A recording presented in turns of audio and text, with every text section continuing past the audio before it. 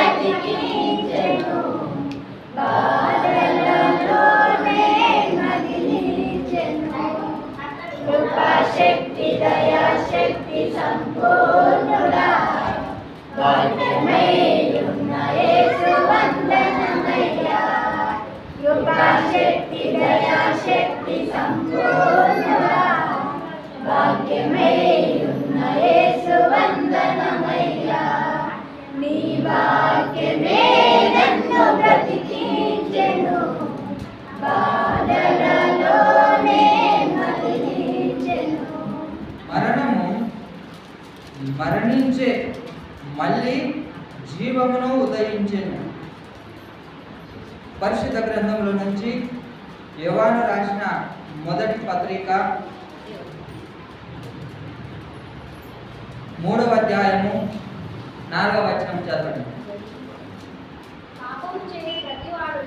పాపము చేయు ప్రతివాడును ఆజ్ఞను అతిక్రమించును, ఆజ్ఞాధికారమే పాపము.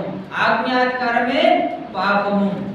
అయితే నా ప్రియ సహోదరి సహోదరులారా, ఆజ్ఞాధికారమే పాపము.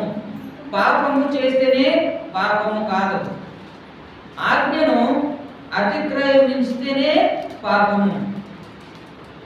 ఈ యొక్క దేవుడిచ్చిన ఆజ్ఞలన్నిటినీ కూడా మనమందరం కూడా గైకొనాలి. దేవుడిచ్చిన ఆజ్ఞానుసారము మనము నడవాలి. ఒకవేళ ఈ దేవుని ఆజ్ఞానుసారము మనం నడవలేకుంటే అది వ్యర్థమే, అది వ్యర్థమే. ఎందుకంటే దేవుడిచ్చిన ఆజ్ఞలను ఎవరైతే గైకొనరో వారు పాపము చేసినట్లే. కంటితోని మనము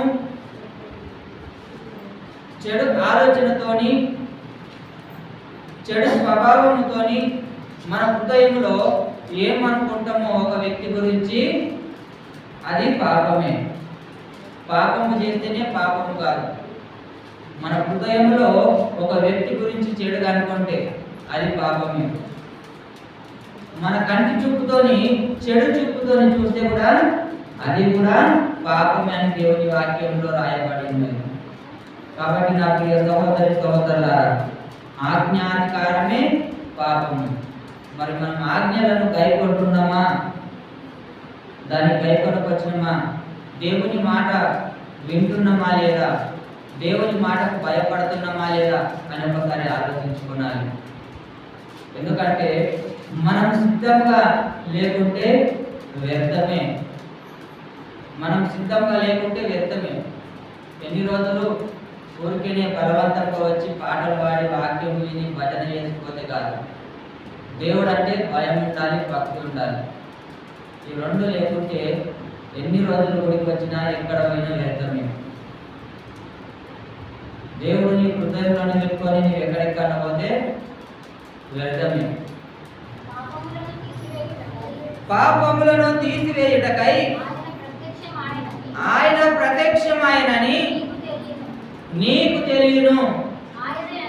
ఆయన యందు ఏం లేదంట? పాపమేమీ కూడా లేదంట. దేవుడు మన కోసానికే ఈ లోకానికి మానవ రూపిగా వచ్చి ఉన్నాడు. ఆయన పాపాలను తీసివేయడానికే వచ్చాడు. ఆయన పాపలను రక్షించడానికే వచ్చాడు.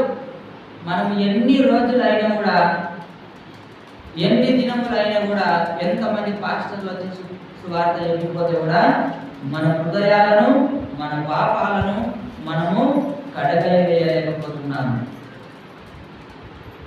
మన హృదయాలను, మన పాపాలను కూడా మనము కడుక్కొనలేకపోతున్నాము. దేవుడు పాపులను రక్షించడానికి వచ్చాడంటున్నాడు.